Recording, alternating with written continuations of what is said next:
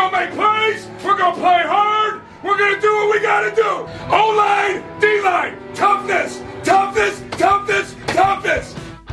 Hey, Buckeye Nation. Welcome to the Buckeye Cast, your only commercial-free Ohio State football podcast. These guys were born and bred in the Buckeye State, and they like to talk Buckeye football and drink bourbon. Subscribe and leave a review wherever you get your podcast. Now, pour a drink and pull up a stool. Here's your host, Joe Warwick.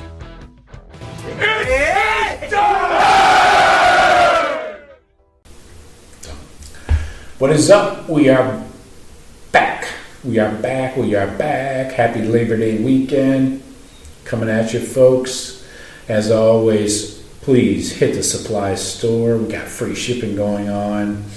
Limited time on that, so get your orders in ASAP. Bourbon talk. I got some scotch to talk about. Shawn, you got any bourbon to talk about? No, I just I picked me up a bottle of Buffalo to get to be fall, and yeah, the place was well stocked. I just got the 5th. They did have the big bottle, but nice. Trying to take it easy. What are we pricing that at up in your neck of the Dave? Oh, I think that was like $25.99, I believe. Great price. That's great. That's good because I have to buy mine from California, and it's like $21 a bottle, but then you tack on $6 for shipping each. So I have to place big orders at a time. Fortunately, I use it up relatively quickly. But I got into some Johnny Walker last night. Football season is my Johnny Walker season. So I dipped into the black, nice and smoky. Love that one. Had a couple pulls on that one, and I saved the Johnny Walker Blue for big Buckeye victories, like playoff games, maybe a Big Ten championship. But I've got quite a bit of blue. This was a big victory. Don't sell it short. Well, I wouldn't. The Ghosts week 1 are a solid victory going into their neighborhood and beating down a very large team. So, Shawn, there's this old saying I wanted to run past you. Please, I'll start it, and if you've heard it, please finish it for me. But you may have never heard this before. So, the question starts: what is the best thing about being 1-0? Chance to go 2-0. There you go. You've heard that before. I didn't think anybody ever heard that saying before. Good job. That explains why we're from the same region. So this is Overreaction Monday-ish, Sunday night. Buckeyes win 45-31. Kind of going away. You could argue that, I guess. If they would have played a little longer, maybe we would have put up 60. Who knows? Anyways, Shawn, I want to ask you, what is your one big thing? If you had one big takeaway, one glaring item, position, player, whatever, coach even, what would be that for this game? Oh, gosh. One thing. Well, my one thing got me on the spot. It's a big thing, though. It has to be one big thing, not like the size of the cleats. I would say my one big thing in general is who are our starters in the back 7 other than Mitchell. Okay. I don't know. I'm not sure what's going on there. A lot of guys got time. I don't know if they're trying to figure it out. I don't know. I don't know what's going on back there. I'm a little concerned about it. Maybe it was that way on purpose because this is not really a typical offense like we're going to face most of the year that's lining up with those behemoths and wanting to run it. Right. So maybe that instituted some of the personnel change and whatnot, but I really don't know who my guys are back there yet. I don't. Yeah. I'm on board with you there, only I'm going to flip it over to the running back position because I'm concerned about the splitting of carries between guys that some guys maybe don't need so many but got a lot, and maybe some guys need some more. Obviously, I'm talking about Mayan and Treveyon. So that's my one big thing that stood out to me, that because it is like a staple of the offense, you got to have at least one or two guys. You got to have one or two guys that are your guys. And I realized that, maybe Ryan Day felt that they were okay to split carries, play a lot of depth throughout the team, not just the running backs and the defense like you talked about. But I think maybe he felt safe enough to get the dub and still play a lot of young guys. But I'm very concerned about the running back room and how this moves forward. So going forward, I'll run through my quick notes and you can interject whenever you like. Sure.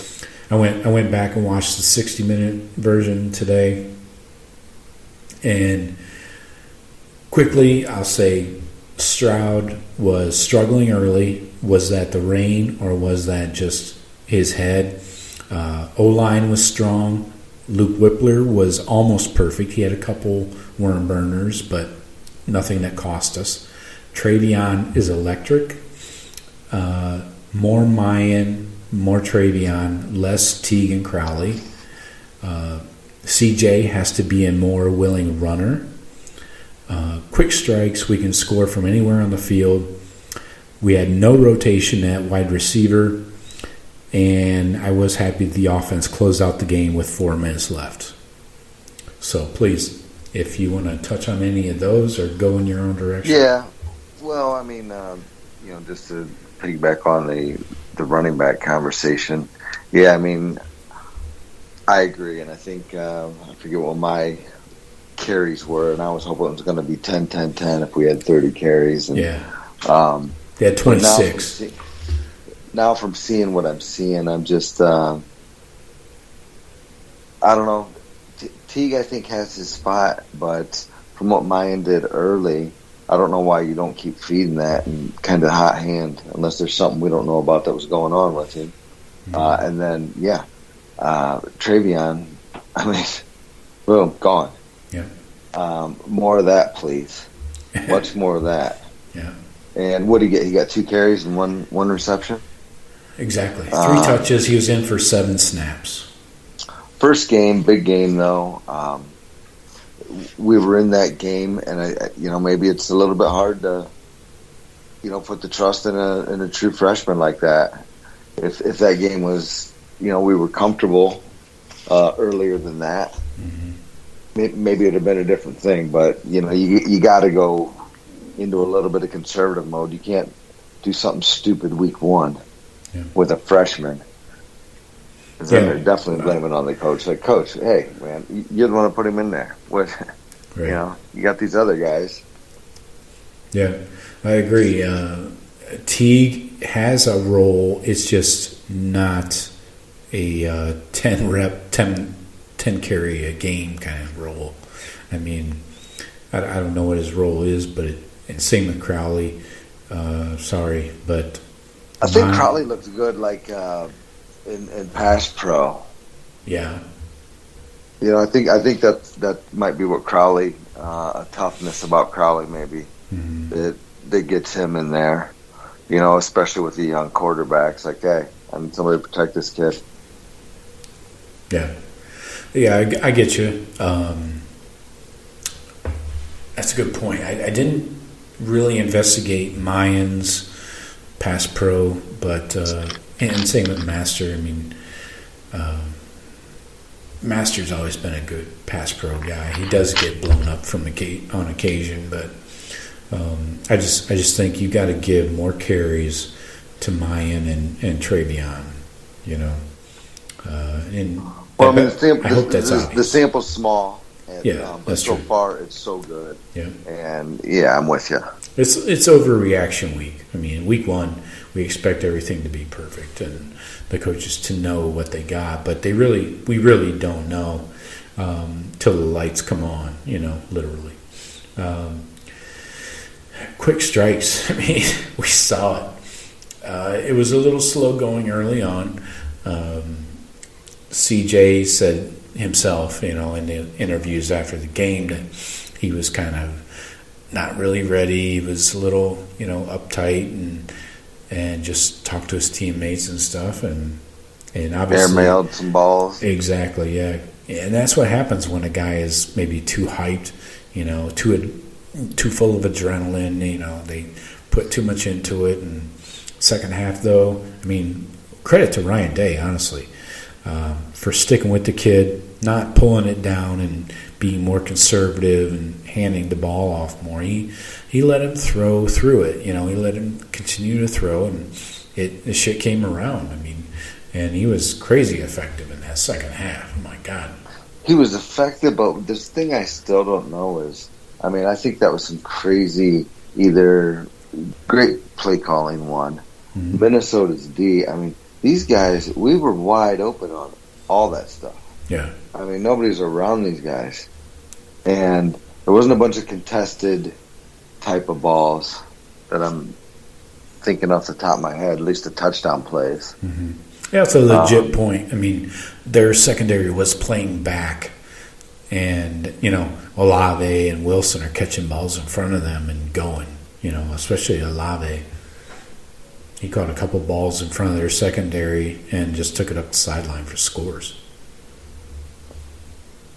Yeah, I would have thought, especially with the young kid, I would have thought we would have saw a little bit more of Smith Ajia, but you saw him early, but then he didn't get much in that game. I would have thought the slot would have been kind of more of a safety valve for him.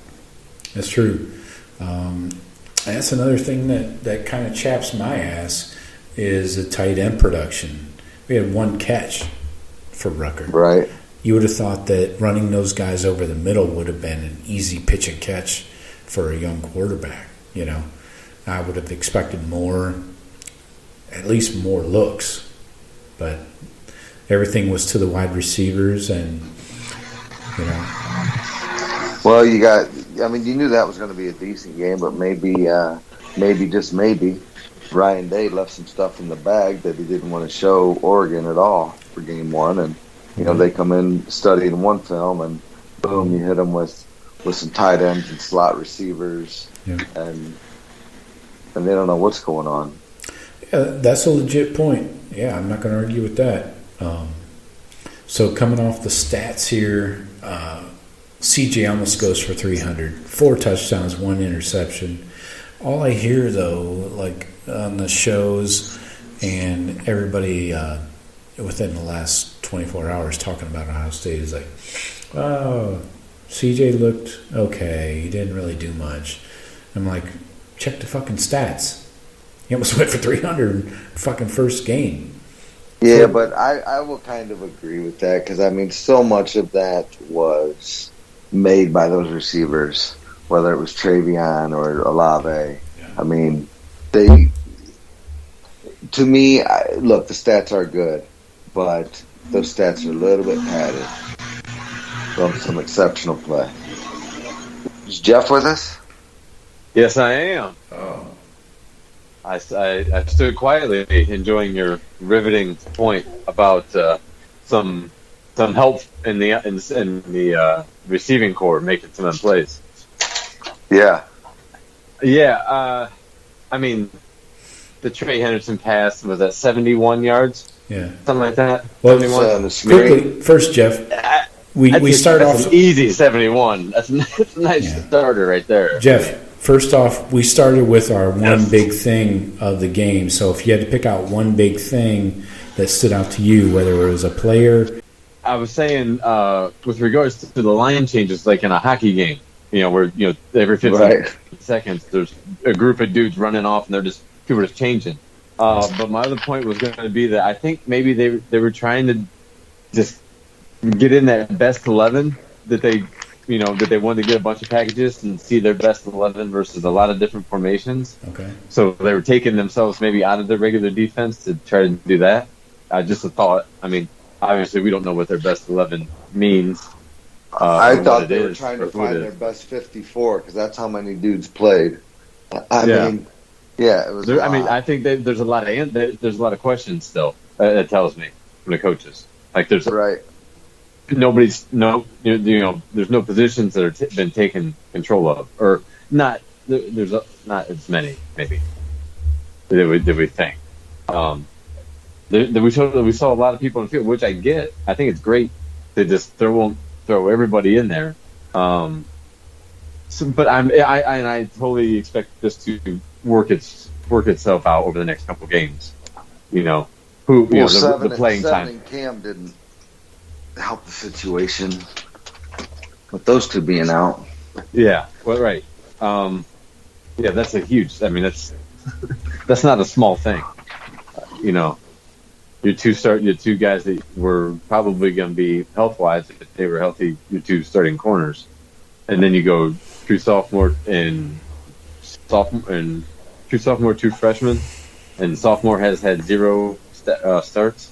So what was your big thing from the game? The amount of changing we were doing, the amount of substitutions, rotations.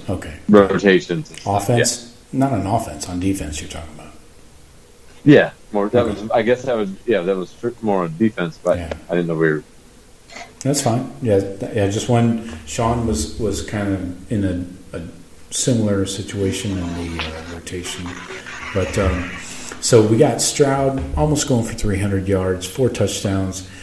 The pick was a terrible throw, and like Ryan Day said, a terrible read as well. That's for Ryan Day to say. I can't tell him that, but you saw Garrett Wilson wide open on that play. That was the one he threw to Olave. The interception. Right. Yeah. But Garrett was wide open. Right. They had a broken coverage. Exactly. So, I just ran through some of my highlights. I went back and watched the game today and took some notes. A lot of it was, basic stuff, nothing exciting. O-line was great, I would call it. Treveyon is electric, more Mayan and Treveyon, less Teague and Crowley. CJ needs to be a more willing runner. Quick strikes, we can score from anywhere on the field. No rotation at receiver until the last 4 minutes. Yeah, that was.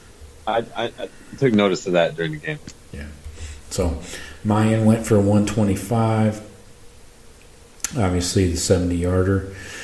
Teague, 6 carries. Crowley, 6 carries. They gave it to Crowley late in the game, which I was kind of surprised. And then the snap counts, again, me and Shawn were just talking about a big issue. Treveyon needs more than 7 snaps. He had 3 touches and 7 snaps. He will. Okay. I'm sure they noticed that as well. You know what I mean? And they're like, "Yep, okay, it is what we were hoping it is." Now they know, and now I'm sure there's all kinds of shit's gonna open up for him. How do you guys feel about cutting off the old guy and playing to the young guy, though? Like, say you cut back Master Teague and Crowley's snaps and you start handing more to Treveyon. Everything's earned. I think, it's a meritocracy. The team knows. You can't lie to the team. If the team knows he should be getting the ball, why would you still placate to the older guys in the program just because they're good, guys for the program? The team knows. You're not going to lie to the team like that. That coach, he'll lose the rest of that locker room. Well, they went to Master Teague early. I don't take any. I'm not talking into any discussions about playing time after the first game. Jeff, this is week 1, overreaction week. Okay, right. But we can exactly. I think they got a lot of people they feel earned a show. To earn the right to show what they got. And they found out quick that some of the people, they earned a shot, but they don't have it yet. I'm not going to bring it up. I guess I don't want to name names in our defensive secondary, but some of those guys look like they just said they weren't. They didn't look like they were actually ready for big time college football. Yeah, you think they played fucking 24 guys? They're getting 24 guys ready. Yeah, I can't imagine playing when you don't like coming in and out of the game and not knowing. You got to stand by the coach. Like 12 guys standing by the coach. Like, depending on what he says. Depends on who goes in. Well, before we flip over to the defense, I got two issues here that I need to bring up with the offense. Jeremy Ruckert, Cade Stover, one reception. Jeremy Ruckert, a nice 15-yarder. Cade Stover obviously wants to get in there and just kill people, and that's fine. But the tight end is there. I know they'll see this. I hope they hear this. And Jackson Smith and Jigba, sorely underused. I know Olave and Wilson had 4 and 5 catches, for big yardage, but you got to use the middle of the field. The middle of the field was open. So, pile on or pile off. How you feel? Well, are you sure the middle of the field was open? Because on most of the balls Olave caught, where he was at was open. So, everywhere can't be open. Can't. Why not? It's fucking Minnesota defense. Well, I saw some openings. Yes. That too. If we sit here and think about it, we have probably 7 guys we want to see touch the ball at least 7-8 times, right? Yeah. So, that's a long list. The first game, and Stroud, CJ wasn't Mike Johnson. Yeah, well, he was struggling in the first half. He was. Coach Day saw it. Everybody did. Yeah, so it might have been rain. Might have been. He said he was on the road in his own head. A lot of that is keeping the same 3 receivers in. He's like, no, I need to get work with CJ. He needs to be as comfortable as possible. Yeah. We got to stay with these 3. That's what it was more than anything. And it's not like we were running 80 plays. Minnesota had the goddamn ball the whole time. That's what I was going to just say. We had the ball for 21 minutes for the game. They were able to not be so winded because, we were running the ball as well. We weren't just, going, Well, I think that's why a lot of that rotation was as well. It's just that they were out there so long. I think these guys were getting gassed. You could tell some of the guys on the D line, hands on their hips, taking a knee before. They were gassed. Yeah, my wife has noticed it. She's like, "Who? 92? Yeah, Garrett. Yeah. He's fucking beat. Look at him. Seems like he's exhausted." Yeah. So let's get over to the defense here. I'll give you my quick notes, and feel free to chime in when you see fit. So my first notice was the front 7 got worked for the entire game. Like I said, time of possession was 40 to 21, 39 to 21, 40 to 20, whatever, with giving up 408 yards total offense. We played 24 guys. The fucking missed holding calls on the D linemen was atrocious, but you could say that about most games. Denzel Burke and Ryan Watts got baptized. Some terrible pass interference calls. The calls were legit. The coverage was terrible. The infraction itself, and the reaction. Sometimes it's like Yeah. Ryan Watts, the one Watts, he didn't even see the ball. He never saw the ball. He could have actually picked it off had he looked back. Yeah. But anyways, let me continue. And then the one was Lejean. He was blatantly pass interference, and they didn't call it. And then he's getting a little too excited. Just get back to the huddle, dude. You got away with one. So more Cody Simon, less Eichenberg and Gant. Legend equal. So these are my notes. Legend equals Damon Arnett. Zach Harrison. Early off Damon Arnett. Yeah.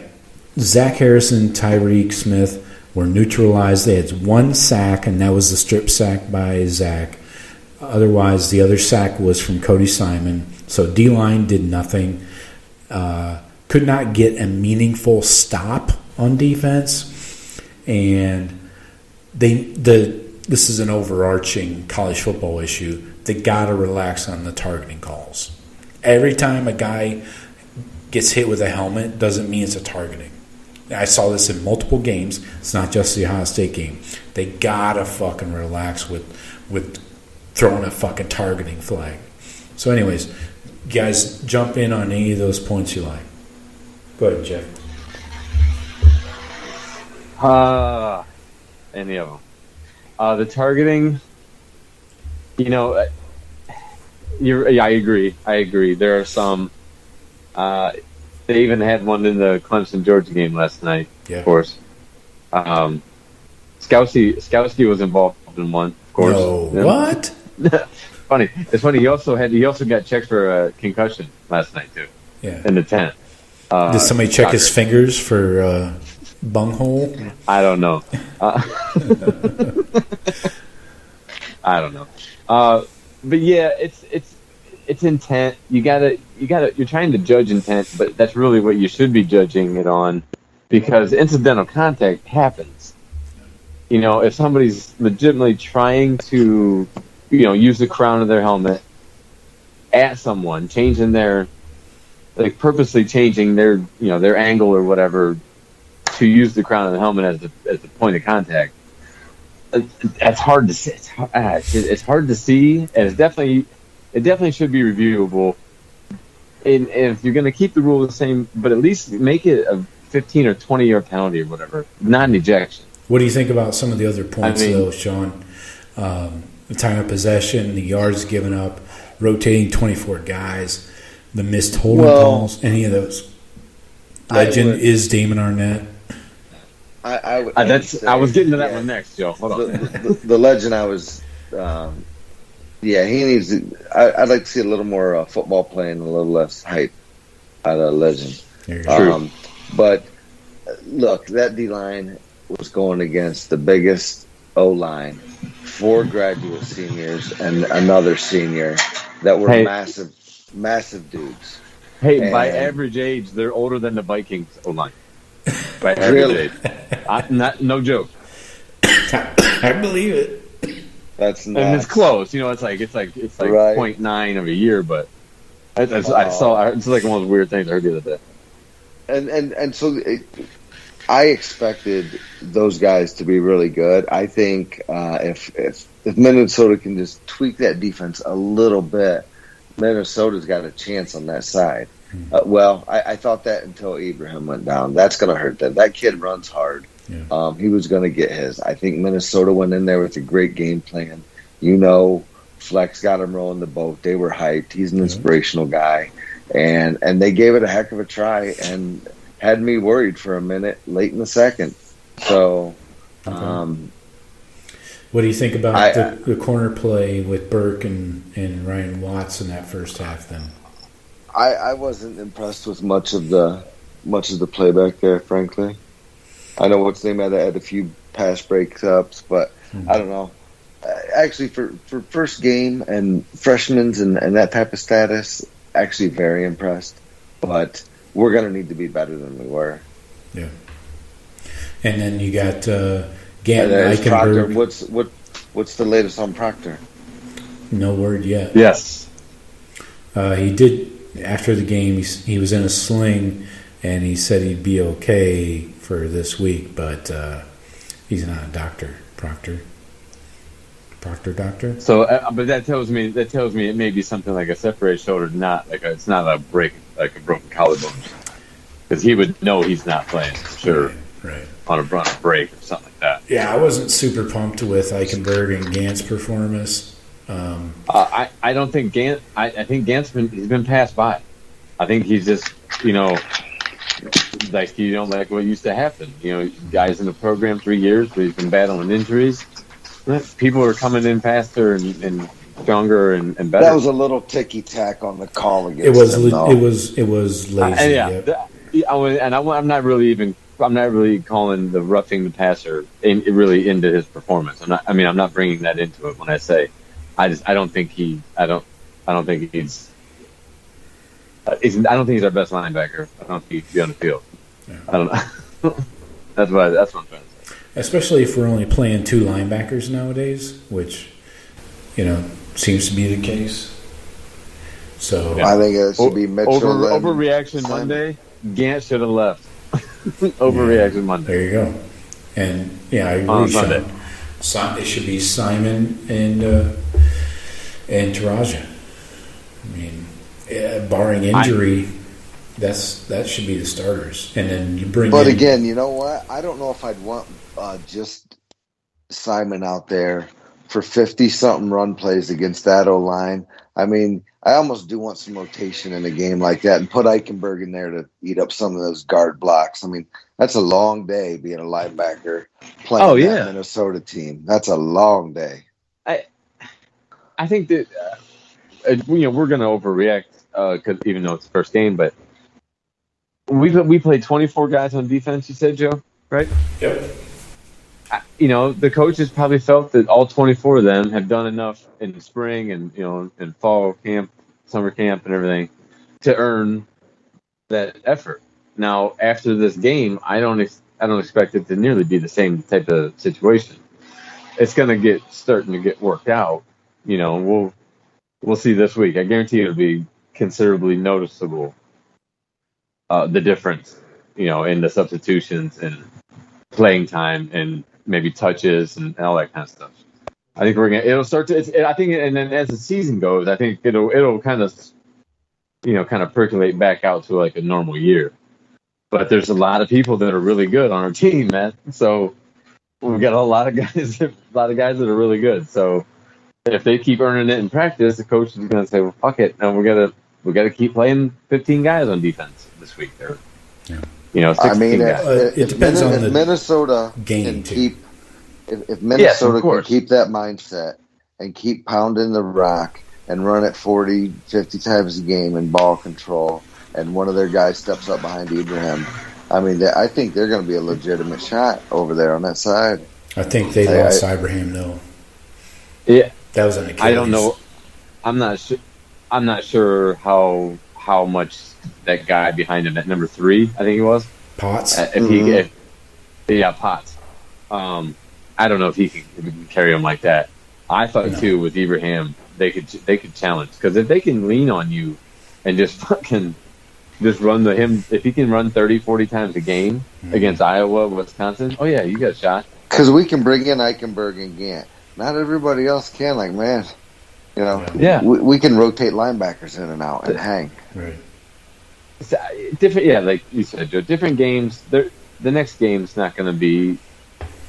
We're not going to need to run probably 24 people. I bet we probably see maybe if we saw 24 this week or last week, 17 this week. That'd be my number. Maybe that'd be interesting to keep track of for the season. Yeah. So just to rehash our final score predictions, because we want to hold everyone accountable. Buckeyes won 45-31, so they covered the 13.5 spread and the over at 65.5. I had the Buckeyes 47-17. Shawn had 52-20.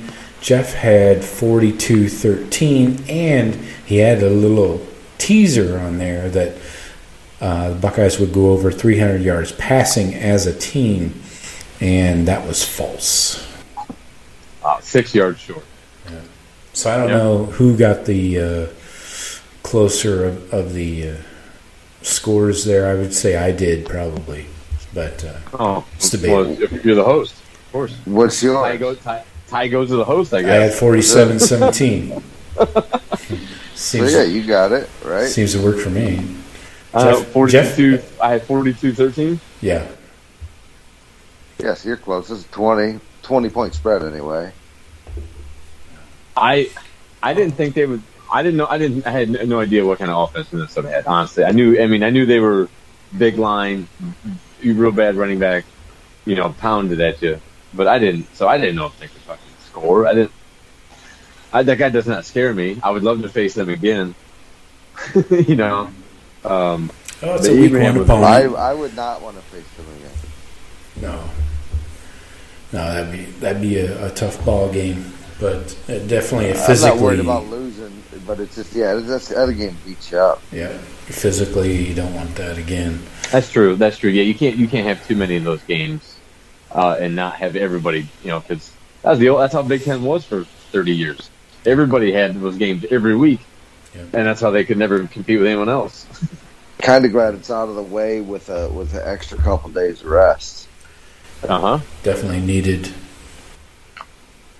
Yeah, of course the ESPN people and everybody will talk about this upset alert.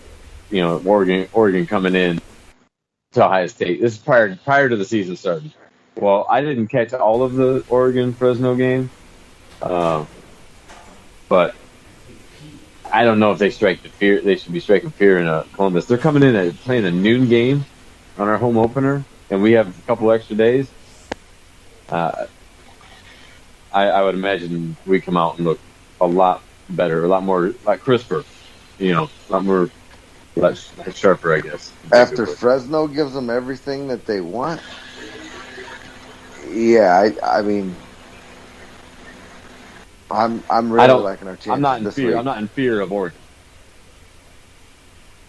Has the line moved on Oregon, Joe? I hadn't looked at the updated. I think Joe might have fell off. Well, back here at the Buckeye Cast, me and Shawn are discussing lines. Yeah, it was 14 last I saw, and I don't think I think I saw 13.5 at one point. Maybe it went back to 14. I don't know. I'll take Buckeyes to cover on 14. Well, barring let me get any updated injuries first. Let me find out. Because there might be a guy that's sitting out that we don't even know about. Well, I had no idea. That Thibodeau, did he leave the game or he was out? He left the game. He left the game, and then he was back on the sideline in street clothes. Yeah. But are we done? Oh, Joe. Hey. Are we done with the Minnesota game? Jumping into Oregon. Yeah, I think we closed the book on Minnetonka. All right. So let's get into it. 20th anniversary of 9/11. September 11th. Never forget. Saturday. Yeah, say a prayer. Coming to Columbus, big noon kickoff. We got the Ducks with Mario Krusty Balls. Sorry, I can't read that. Krusty Balls, yeah. 4th year with Oregon. Pac-12 champs 2 years in a row, last 2 years. Last year they went 4-3. Yeah, the Pac-12 actually did play a season. We didn't even notice. There was one? Yeah, yeah. Well, it's hard to notice when you get beat by Iowa State in the Fiesta Bowl. 2019, though, these guys were number 7 in the country. They went 12-2, beat Wisconsin in the Rose Bowl. Beat them. Same movie. Wisconsin. Just Czechoslovakia. Yeah. So I would say after week 1, they got a little caught looking ahead, I think. Mario. They had a tight one there with Fresno State. Yeah, Fresno State. It was tied up with 7 minutes to go in the game. Go Dogs. They pulled it out late. And so let me run through this offense real quick. I don't want to spend too much time on it, but got 9 starters coming back. They do have the transfer quarterback from Boston College, Anthony Brown. He's a fast guy. Not sure he's the greatest passer, but offensive coordinator is Joe Moorhead. He's in his 2nd year. Remember him with Penn State? Yeah. He ran a no huddle. A lot of 11 personnel, 1 running back, 1 tight end. A lot of the with the Saquon Barkley. Yeah. What the fuck's his name? Little quarterback, Trace McSorley. That was That was Moorhead's. Yeah. Probably peak days in Penn State. Yeah, and they had a good tight end, one of those tall, gangly fuckers. But they haven't every year. Zeki, fired me. They just changed the uniform, yeah. And then in Iowa, you just stamp them. Boom, new one. So last year they were doing well on offense, 4.9 yards a carry. They're going to come out and run the ball. They're going to be physical.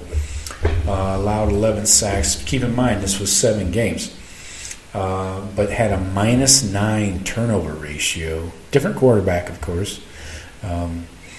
PFF ranks Anthony Brown 8th in their conference and 79th in all of college football. So doesn't sound fantastic to me.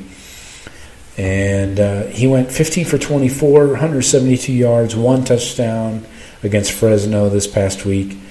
C.J. Verdell is their true running threat. Him and Travis Dye. These guys both went for about 70 yards and a touchdown each. QB will run the ball, like I mentioned. He's pretty fast. He had a few carries. Verdell went for 1,000 yards back in 2018 and 2019 each. And then Travis Dye went for close to 700 2018 and 2019. So these guys are going to fucking, similarly to Minnesota, get up and pound the rock. Their O-line averages a 6'5", 322 across the board. Damn. So again, that's bigger than ours. This is a different offense. It's not a lineup like where Minnesota brought in 6 or 7 O-linemen.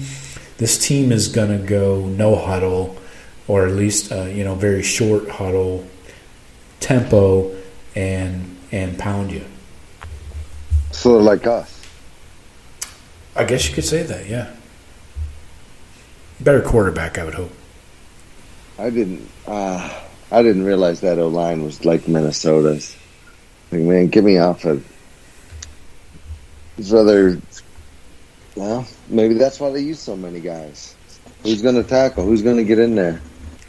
Yeah. So, gonna be an all-day affair, even though it's a 9 a.m. Body clock time for the Ducks coming into Columbus. But the defense, they got 7 starters coming back. They allowed 400 yards a game last year, so doesn't sound promising. 4.2 yards per carry they allowed, and 14.3 yards per pass. That sounds like a lot. Only 12 sacks, and that's even with the best defensive end in the country, Kayvon Thibodeau. And he is legit too. Sure, he is legit when he's playing. I mean that. Right. There have been some injuries, but when he played in that Pac-12 championship game, I watched it against USC. Right. That dude he abused regularly. He was a first-round draft pick of the Jets. Well, this Fresno QB, he beat him. He beat him like he stole something. This Fresno QB went almost 75% against them last week for 300 yards and a touch. Their linebackers are hurting right now. Drew Mathis was on crutches with a left knee injury during the game. And as we mentioned earlier, Thibodeau was in a walking boot. They do have Justin Flo, we're well aware of, 5-star, and Noah Sewell, Penei Sewell's brother, both 5-star linebackers. But that front 7, losing 2 of their top dogs, does not look good to me. I don't know the extent of these injuries. I'm sure that'll play out through the week. But even... I'm sorry to interrupt, Joe. It's going to be a test to the depth of Oregon. Cristobal, it worked under Saban, knows the Alabama tree, the Alabama philosophy, and how to, hope his depth will get tested, especially on the road like that. We're trying to find our depth. We got a bunch of guys, and hopefully he's trying to figure out his guys because he's going to need them. Yeah, exactly. I mean, our O-line, we're looking at Oregon's O-line. We just got done talking about Minnesota's O-line. These guys are saying the same goddamn thing about our O-line. Yeah, that's true. They're like, fuck, this is going to be all day with these motherfuckers. Right. Yeah. Oh, which back are they going to run as? I don't know. 3 of them look like studs. Who knows? Right. The fast guy, the rock solid dude, or the other big guy. And this is the issue we've always run into with, especially the Pac-12 teams, is the lack of depth. They might have good frontline guys at some positions, but they don't have depth. If one guy has to take a breather or gets hurt, they're in a world of hurt, you know, especially along the lines, offensive line, defensive line, linebacker. That's where things become dicey for them. So the questions for the Buckeyes really are injury related, right? I mean, Proctor, is he coming back? Do we need to see more Bryson Shaw? Not a big fan personally. Yeah. Banks and Brown, are they coming back? Why was officially Banks out? Yeah, I knew nothing about him being out. I had no idea. He missed a lot of time during camp. There was never any injury report, so this is all going to be, secondhand information. I never got any word as to why Banks was out. I assume it was related to the entire, fall camp when he was missing a large part of it. Same with Cam Brown. Who knows? I mean, we've seen this before where week 1, a lot of guys are suspended for failing a drug test, not passing classes. We've seen Joey Bosa miss week 1. We've seen Braxton Miller miss week 1. We've seen, there's no word why, and that's even back when Urban was coach. He would tell you everything he could, but who knows? These could be anything from injury to performance to class to smoking weed. I don't know. And same with Harry Miller. Is he still dinged up from his shoulder surgery? Right. That seemed like just a last minute. Nobody had any word about. It's like Harry Miller's out tonight. Right. Luke Whip, that was just like a game time. Oh, Luke Whippler's over the first team. Yeah. So we're lucky. I mean, the O-line was almost perfect. Even Whippler, he did have a couple worm burners off his butt, but only like 2 of them. But yeah, who comes back this week? Proctor's my main concern because I thought he did a pretty good job of keeping things in front of him last week. And I'm not a huge fan of Bryson Shaw. Not saying that he caused any big plays, but I just haven't seen enough of him to feel comfortable. Right. Stop being a prick and give him a chance. All right, yeah, that's fine. But do you want to do that when it's fucking, a big play, big point in the game? A dude that hasn't really played. Same with the corners. No, I want Proctor, man. Everybody back there, nobody's played. Right. Yeah. Exactly. So, of course, we want the guy with the most experience. Yes, I do want him to play. I hope he's healthy. I mean, what about Marcus Williamson? He played some, but let me see what he wasn't playing the deep. He wasn't playing the deep safety. I don't believe. I think I saw him more in the dime slot. Williamson. If I was special watching teams the game, only. Special teams only. No defensive snaps. This is the thing that fucking pisses me off. Is Craig Young got 6 goddamn defensive snaps, and Ronnie How Hickman. does Williamson get 0? He's a 5th-year guy. He knows. Then you're gonna put all. I would just almost for. I guess Combs has a lot of faith in those kids. Lathan Ransom is playing the same position. It's basically called cover safety, a slot corner. Right. So, but Craig Young, especially against a run, I'm not on board with playing Ronnie Hickman, smaller dude, against a running team like a Minnesota. He flies around, though. He does, yeah. He led the team in tackles because he kind of had to. But Craig Young is fucking much bigger, dude. Like 20 pounds and 6 inches bigger. I don't know how you only play him 6 snaps. I did notice that Ronnie Hickman and a few other guys, I was like, they look small. Like they don't look very big. But then I noticed a lot of other guys like, wow, okay, that dude's solid. Look at him. But Hickman did seem smaller than I would think for their ideal, to that position. Right. It doesn't seem like he would be my ideal body type. Yeah, and they had him lined up over tight ends and shit. That's what I'm saying. When he's like almost in line, on the line of scrimmage over a tight end, that's a big mismatch. He doesn't know how to take on that tight end in a tackle combo or something on a block. Dude, he's gonna be out of there forcing a big ass hole. That just seems like stuff that like that. It just seems like that would be something that would be easily exploited, with film study from anyone. All right, so let's get into these microscopes on the Ducks. Let's start with Shawn. Shawn, who you got on offense under your microscope? Well, I got a little taste, and I got a feeling we might get a little more flavor this week, so I'm going with my man, Treveyon Henderson. Ooh. I think coaches are going to go back and look and say, like, hey, I mean, he looks pretty electric. We've got to give him more than 3 touches. We gave him 3 last time. He took it to the house and averaged 7.5 carry on his 2 carries. So, I got my boy Treveyon. Take it to the house. Take it to the house. Jeff, what do you got on offense? I agree. It's a good point by Shawn. I'm sure the coaches saw it abundantly clear. Yeah, okay, all right, so Trey's ready. We need to get him more in the offense. I'm sure they're working on that. I'm gonna go with, and I'm not sure if it's gonna be the right or left, but our tackle spots. If Thibodeau is playing, that's a big time. That's a lot of NFL scouts watching this game because that guy's a top 5 pick if he's healthy. I mean, maybe if he's not healthy for this game, it won't be as big of a deal, but.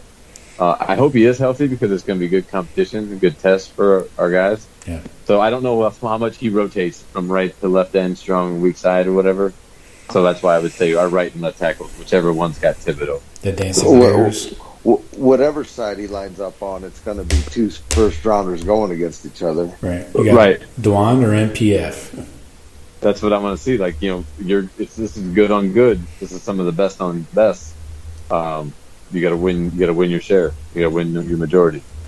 Yeah. So okay, and keep in mind he might not be 100%.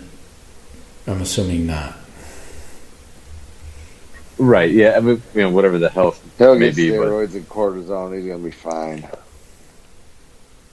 Mainlining HGH right now. Ooh. It seems like an obvious one, but you guys didn't take him, so I'm going to. I'm going CJ. I want to see a full game CJ, 2 halves. 2 halves that look alike, like preferably good halves. I'm going CJ to light it up early and often, and doesn't need to. He's at home, doesn't need to get comfortable. I think he's going to be fine, and it's just a matter of warming up and finding his guys. So CJ is my guy. Shawn, what do you got on defense? On defense, I have to go back and look, but I didn't hear much from him, and I'm gonna need to hear a little more. Tamario? Got it. Okay. No. I would like to see some of that. But, 15 snaps last week, by the way. Tyreke Smith. Okay. Yeah, that's a good one. 48 snaps. And this is his year. This is time for him to be a difference maker. So here you go, national stage. Contract year. Makes plays. What do you got, Jeff, on defense? No, excuse me.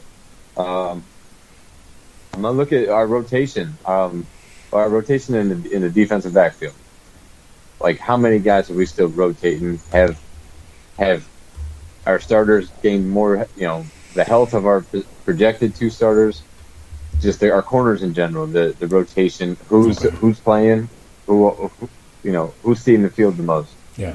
Because we have a lot of guys, and I don't know if a lot of them deserve it yet. Run DMC. So, there you go. He didn't scare me the most out there. That's for sure. Right. He didn't. I mean, I don't think he had a lot of balls at him. To challenge.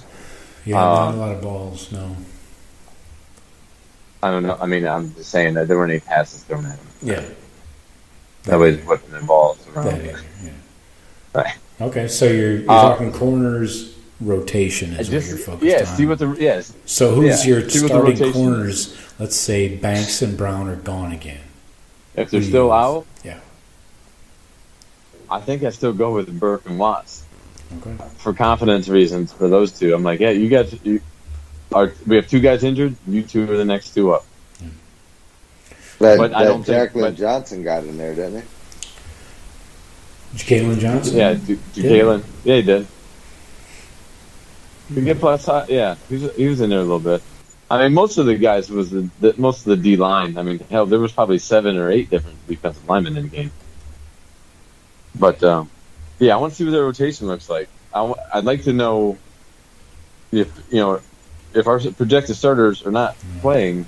At least let everybody know. No, Jalen Johnson didn't play. There was another freshman DB outside of Burke. You sure about them snap counts? Pretty sure. Yeah, I mean, you seem right. I mean, I didn't count them myself.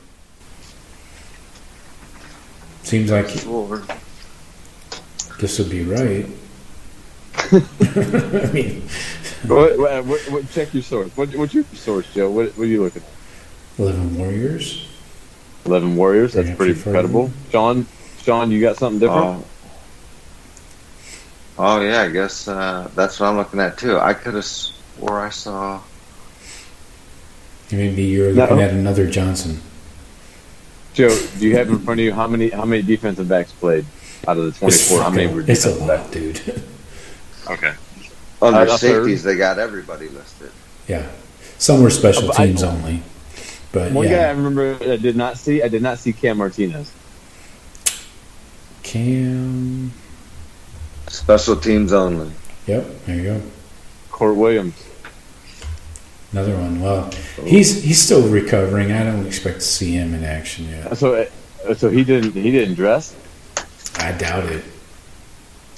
Oh, see, I mean, because they don't ever give him any updates. Right. All I know is everybody raves about his work ethic, but there's never any update on the players. So, like, I don't know. Was he a healthy scratch? Is he in street clothes?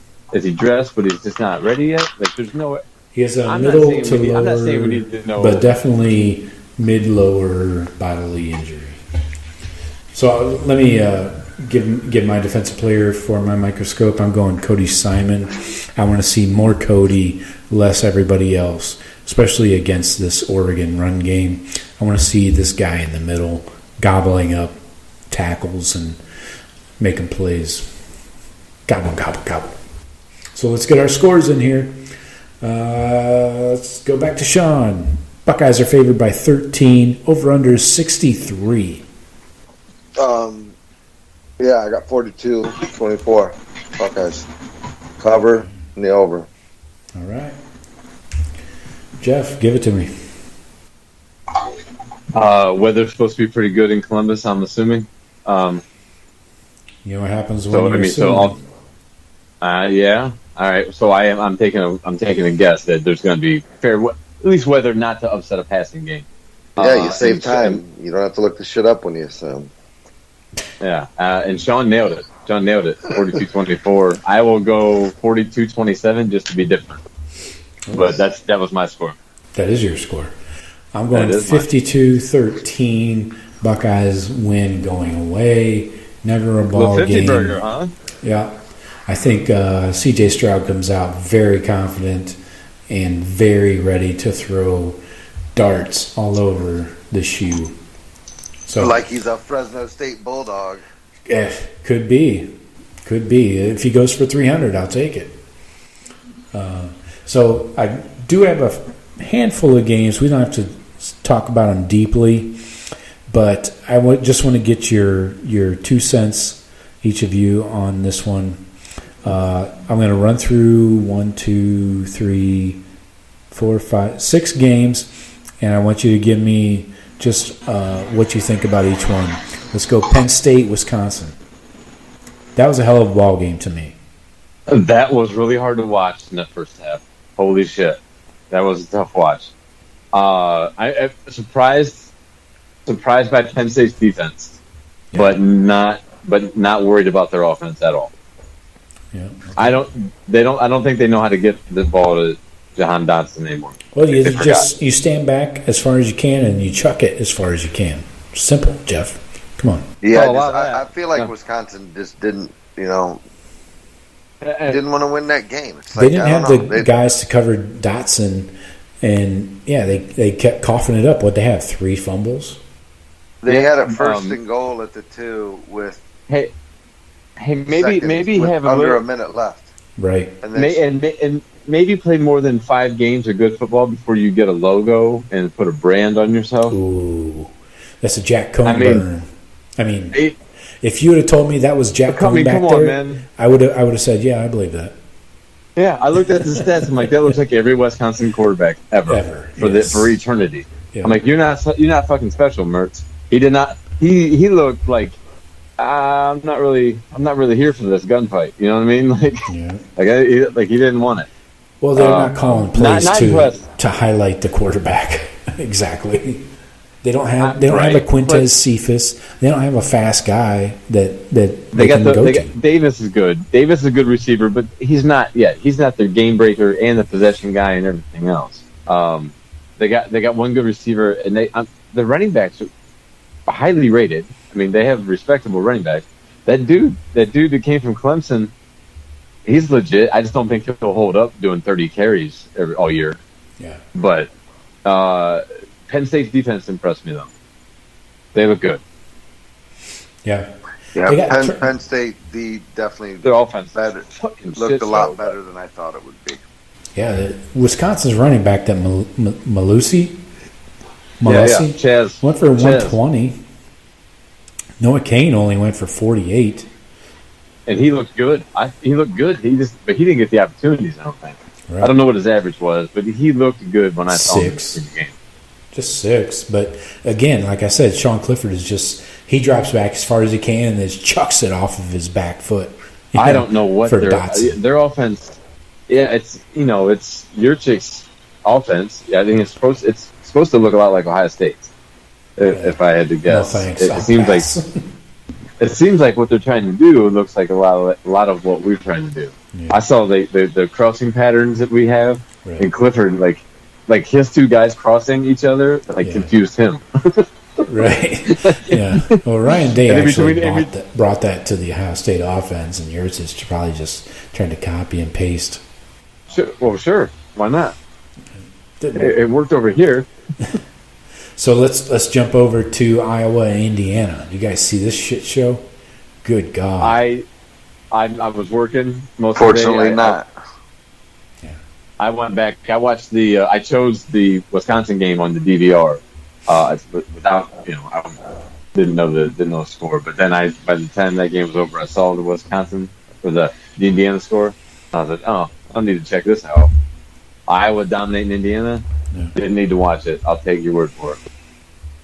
Penix is terrible. 3 picks, 2 pick sixes. I did not see a defensive. I did not see Iowa dominating Indiana. I did not see that coming at all. Well, that's what happened. You missed it.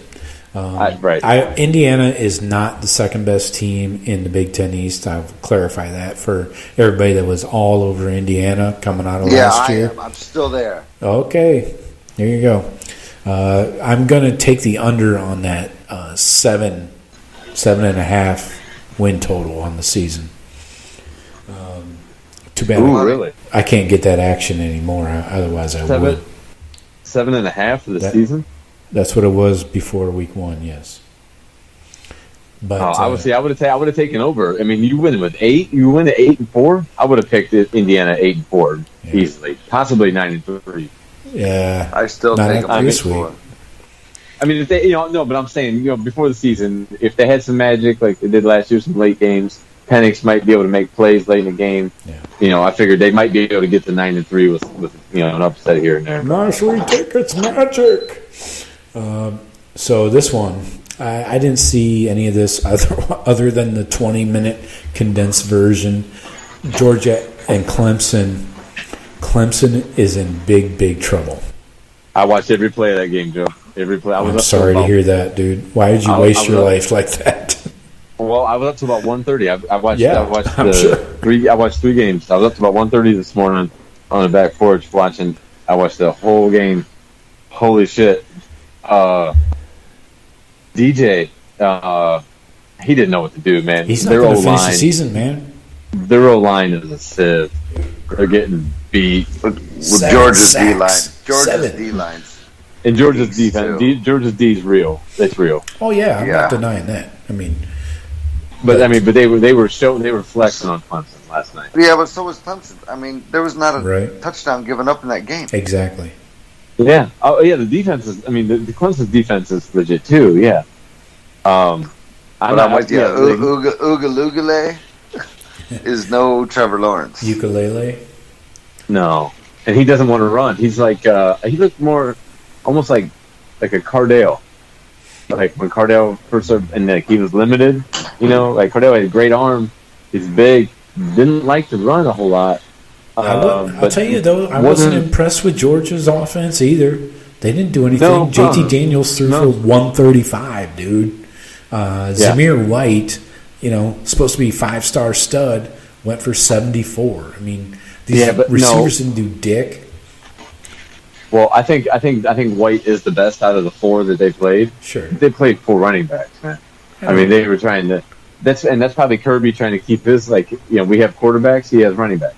He's probably trying to keep everybody happy, Yeah. But because they don't have one guy that's stepped ahead, so they're playing everybody. And they got no receivers because everybody's down. So this Georgia offense, that was supposed to be so revolutionary is reverted back to 1980, and run.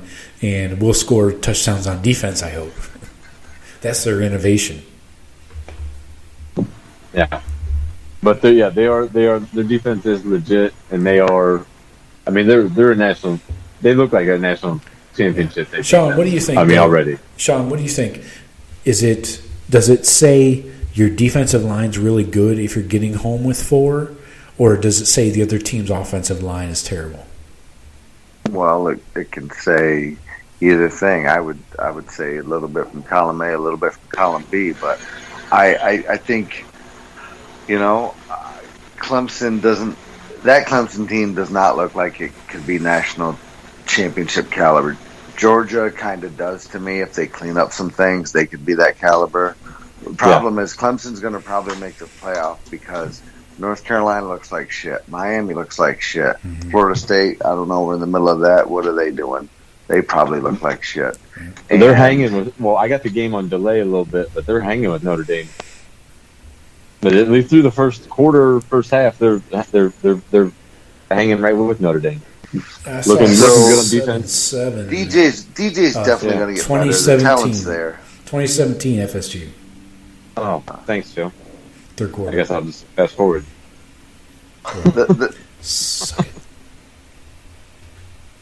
DJ, the talent's there with him. He's going to get better as the season goes on. But, I mean, they've got a walk in the park to the playoff, I feel, even with the opening loss to Georgia. See, I think an opening loss for Georgia to Clemson would have been easier for them to get into the playoffs. I think there's no way that we don't see 2 SEC teams in the playoffs, Bama, Georgia. It seems like all but written in stone. So you're saying Georgia's only loss is to Bama in the championship game? Exactly.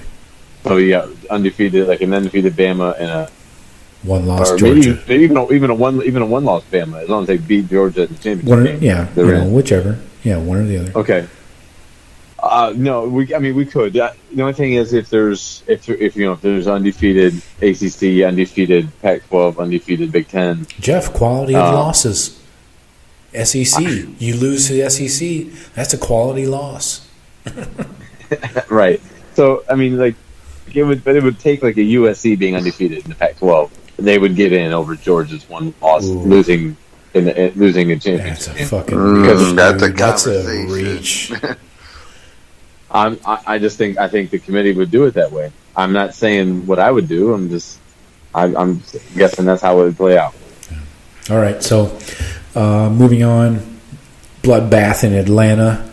No, it was not another gang-related drive-by shooting. This was actually a football game in the stadium.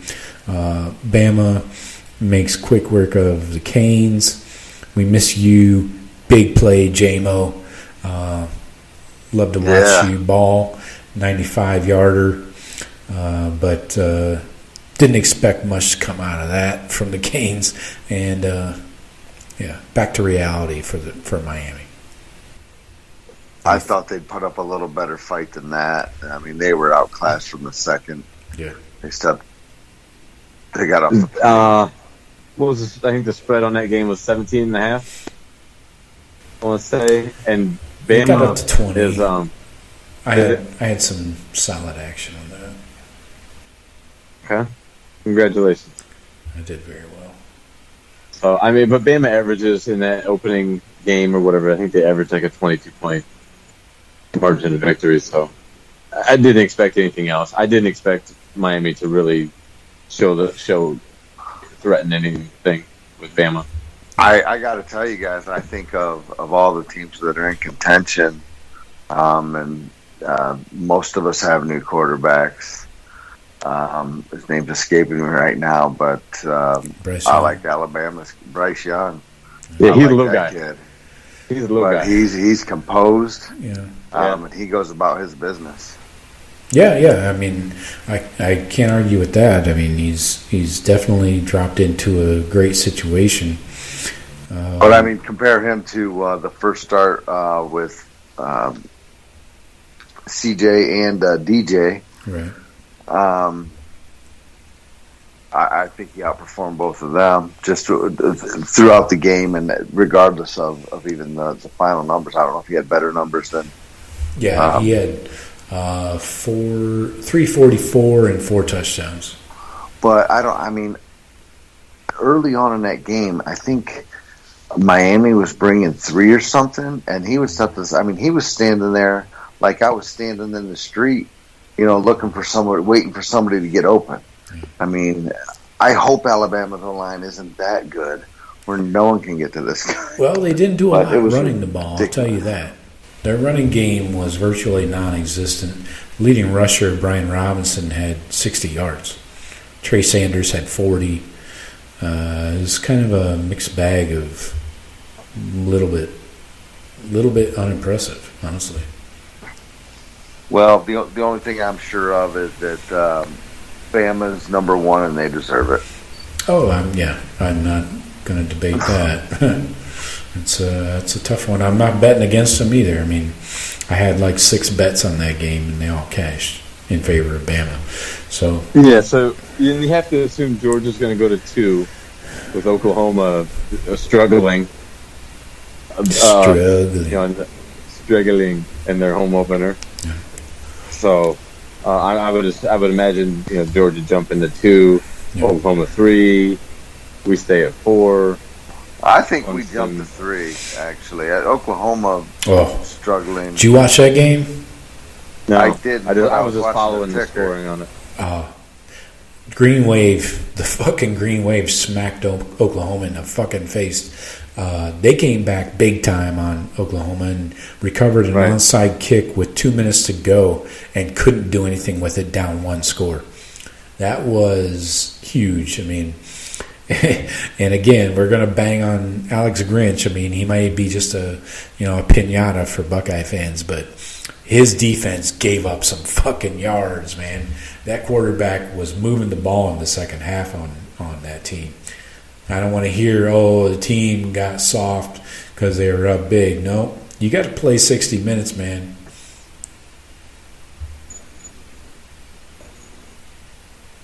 So yeah.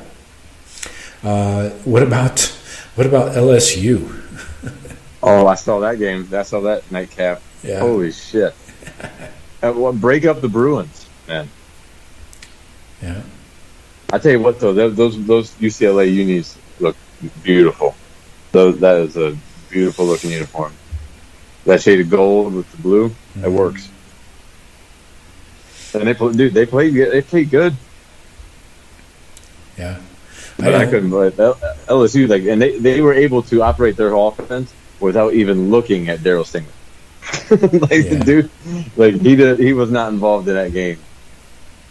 Yeah. For the majority, because they said, no, we don't need to challenge you. Yeah, I didn't watch that game. I'll probably go back and rewatch it tomorrow. But looks like former Michigan man Zach Charbonnet has found himself a home, right? Yeah, I think so. Had a big week 1 and then had another great week this week against a legit SEC defense, allegedly. What did the other guy go for, Joe? The other running back they have? He looked pretty good. UCLA? Do you have it in front of you? Britton Brown, he went for 96 on 17 carries for a touchdown, Yeah. What did Charbonnet have? He had 117 on 11. 10.6 average. Yeah, the other. They were just physical. Like they took it to LSU. It's hilarious to see a Chip Kelly team run the fuck out of the ball like that. I mean, wow. Yeah. They kept showing Coach O on the sideline. He's just fucking sweating.